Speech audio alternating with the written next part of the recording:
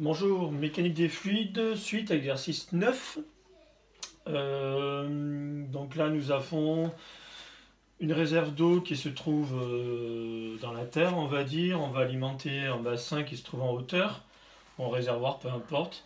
On va calculer le débit massique, ça on l'a pas encore vu. On va calculer la vitesse, on l'a déjà fait. On va calculer la puissance. Et enfin, la puissance électrique qu'il va falloir fournir à la pompe. Donc dans un premier temps, débit massique, on n'a pas vu cette formule, c'est relativement simple. Le débit massique est égal à la masse volumique fois le débit volumique. Alors, si on regarde de près les unités, on a ici des mètres cubes par seconde et là des kilos par mètre cube. Les mètres cubes vont s'annuler, il restera des kilos par seconde. On a bien un débit massique. Pourquoi on fait ça? Le problème de l'eau, c'est qu'elle se dilate en fait. Donc 1 mètre cube d'eau est égal à 1000 litres, c'est pas très bien écrit, c'est pas grave, à 4 degrés. Mais si je prends ce même mètre cube d'eau à 90 degrés, ben, ça ne fera plus un mètre cube d'eau. En fait, ça va se transformer en 1040 litres. Il va faire 1,04 mètre cube. Donc, on a une augmentation de 4% qui n'est pas négligeable. Mais la masse reste à 1000 kg. Donc, la seule constante qu'on ait là-dedans, c'est la masse. Quelle que soit la température, la masse reste à 1000 kg. Donc, parfois, on préfère parler de débit massique. En effet, la pompe ici, au lieu de soulever un volume, elle va soulever une masse d'eau en fait, dans la tuyauterie. Je fais mon calcul, donc le débit est égal à la masse volumique 1000.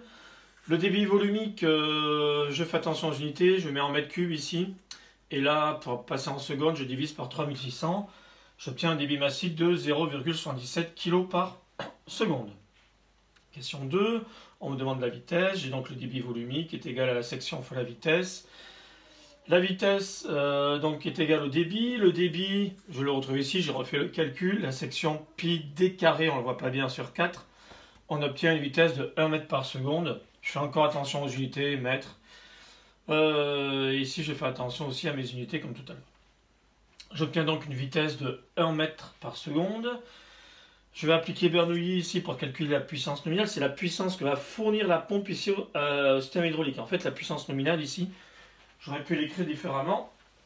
Cette puissance nominale ici, c'est la puissance hydraulique que va fournir la pompe à ce niveau-là en fait. Donc la puissance, elle est égale à quoi? Je vous rappelle qu'on a Bernoulli. Variation de vitesse, variation de hauteur, variation de pression égale la puissance divisée par le débit volumique. Je regarde les éléments par élément. Est-ce que j'ai une variation de vitesse? En fait, dans la tuyauterie, ici, la vitesse en A et la vitesse en B sont les mêmes. Il y a le même diamètre, il n'y a pas de perte, il n'y a pas de bulle d'air, il n'y a pas de dilatation, etc. Donc on estime que ce sont les mêmes vitesses, donc pas de variation de vitesse. J'ai une variation de hauteur, le point A est en bas et le point B en haut. Et j'ai une variation de pression, parce que j'ai une certaine pression au niveau de la pompe. Et en B, j'ai la pression atmosphérique, 1 bar. Ensuite, je bascule donc QV de l'autre côté. Ça me donne la puissance nominale est égale au débit fois ce qui me reste de Bernoulli. Le débit, je refais le calcul, j'aurais mieux fait de le faire une bonne fois pour toutes, c'est pas grave. Rho, 1000, petit g 9,81. ZB ici, on avait 30 mètres.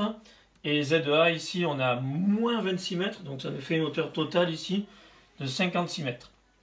On a 1 bar au point B, donc ça fait 1 fois 10 puissance 5.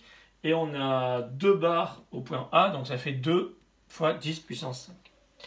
J'obtiens une puissance après calcul de 346 watts. Je cherche la puissance électrique qui est la puissance que va alimenter ici pour alimenter ma pompe. Donc je vais tenir compte du rendement. J'ai ma puissance absorbée. J'ai ma puissance de sortie ici, la puissance utile. Donc je retrouve ici puissance nominale divisée par PE. Donc j'obtiens PE puissance électrique égale PN divisé par le rendement. Donc j'obtiens une puissance de 432 watts qui est une petite puissance, mais j'ai une petite vitesse et un débit qui est relativement moyen. Voilà pour cet exercice.